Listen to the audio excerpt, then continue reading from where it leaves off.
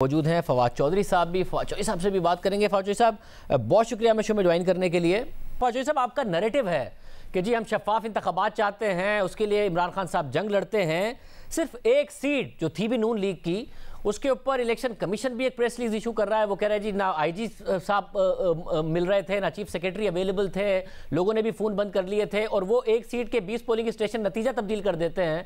और करना ही था, 500,000 वोट से जीत जाते, 7,500 वोट की तब्दीली जो कि ट्वीट किया गया। क्या वजह है कि अपने पूरे बयानी के अगेंस्ट ये सारा का सारा अपना बयानिया खड़ा कर दिया? नहीं, बिल्कुल भी बयानिए के अगेंस्ट खड़ा नहीं किया हमने।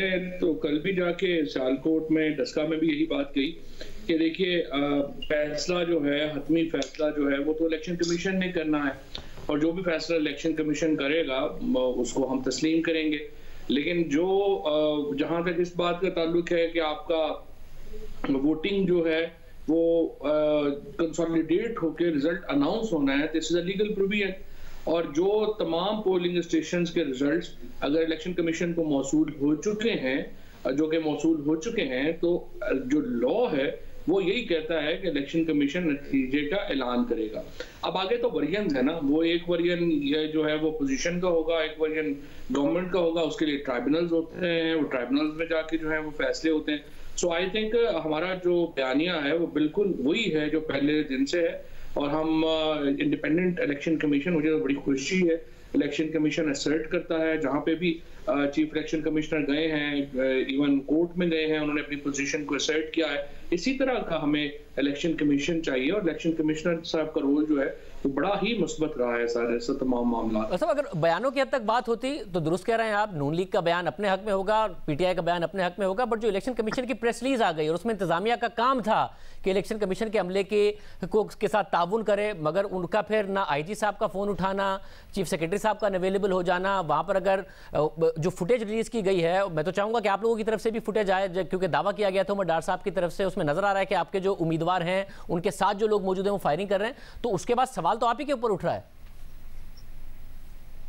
पहली बात तो यह है कि जो आईजी साहब हैं या चीफ सेक्रेटरी हैं, 100% उनको इलेक्शन कमीशन का जवाब देना चाहिए, और election commission under the constitution bound है तमाम इदारे उनके साथ कोऑपरेट करने को।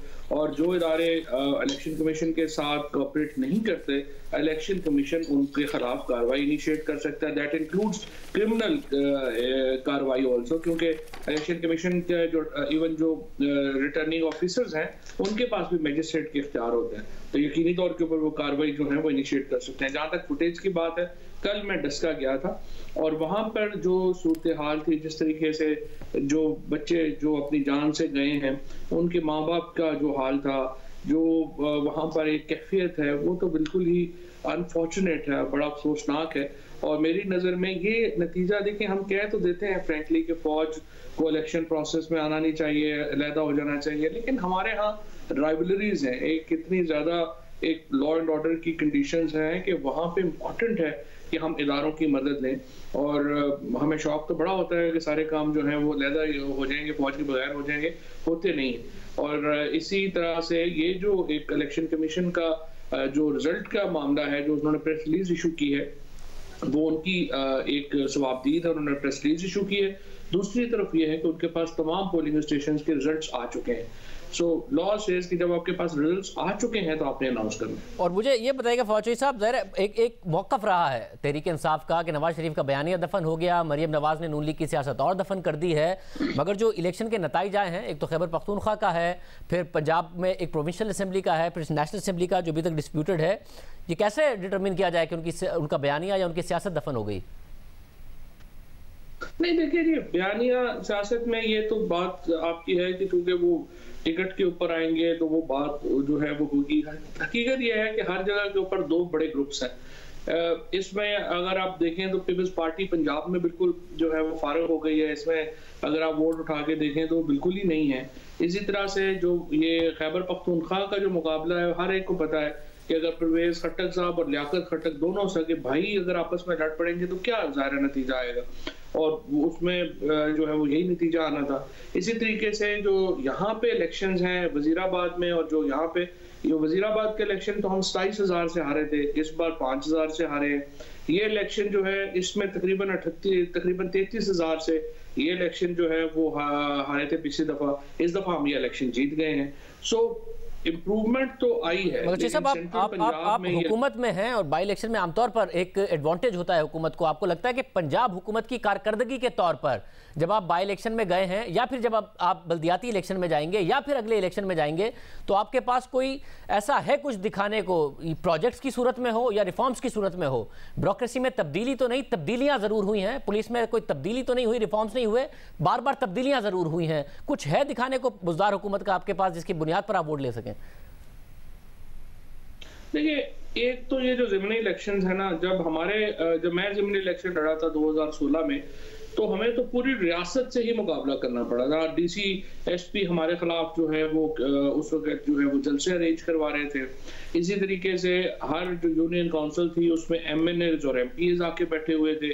सिर्फ आखिरी 2 हफ्तों में 50 करोड़ रुपया जो है वो मेरे खिलाफ जो है वो इलेक्शन फंड आ गया, वो खर्च किया गया। और यहाँ पे अलबत्ता ये आप देखें, इस चीज को हमें अप्रिशिएट भी करना चाहिए। और इमरान खान के ऊपर जब आप बात करते हैं तो इस चीज को भी आप देखें कि तमाम जो ज़िमनी इलेक्शंस हुए हैं उसमें सरकार कहीं नजर ही नहीं आई। अब वो कुछ हमारे लोग तो नाराज हैं कि सरकार क्यों नजर नहीं आई है और उनको वहां पे एक्टिवेट होना चाहिए था। दूसरी तरफ ये है कि नहीं, यही तरीका है और इस तरह से इलेक्शन होने चाहिए। जहां तक बात है आपकी कि इसकी ओवरऑल में, देखिए मैं अब ये प्रोविंशियल गवर्नमेंट्स के एक ओवरऑल स्ट्रक्चर के ऊपर मैं समझता हूँ कि हमारी बहुत बड़ी जो गलती थी वो ये थी कि हमने पहले साल आके लोकल गवर्नमेंट इलेक्शन नहीं कराए। और उस वक्त मैंने बारहा ये बात कही कि हमें फौरन लोकल गवर्नमेंट इलेक्शन करवाने चाहिए। लेकिन ये चूंकि आपने उस दिन भी एक बड़ी इसके ऊपर बात की थी और मैंने आपसे अर्ज किया था कि अनफॉर्चुनेटली पाकिस्तान की जो बड़ी डिबेट है मीडिया की, उसमें जो हमारे फंडामेंटल इश्यूज हैं गवर्नेंस के, वो डिबेट ही मिसिंग है। चीफ मिनिस्टर्स का और चीफ सेक्रेटरीज का जो ऑफिस है, इट्स ह्यूजली कंट्रोवर्शियल। और जब तक प्रोविंशियल फाइनेंस कमीशन अवार्ड नहीं आता, जब तक आप वसाइल तकसीम नहीं करते, एडमिनिस्ट्रेटिव डेवल्यूशन नहीं करते, शख्सियात के ऊपर आप तनकीद भी कर सकते हैं, आप उनको अप्रिशिएट भी कर सकते हैं, but frankly post 18th amendment Pakistan का जो गवर्नेंस सिस्टम है वो बिल्कुल तबाहशुदा है। बहुत शुक्रिया फौज साहब की गुफ्तगू आपने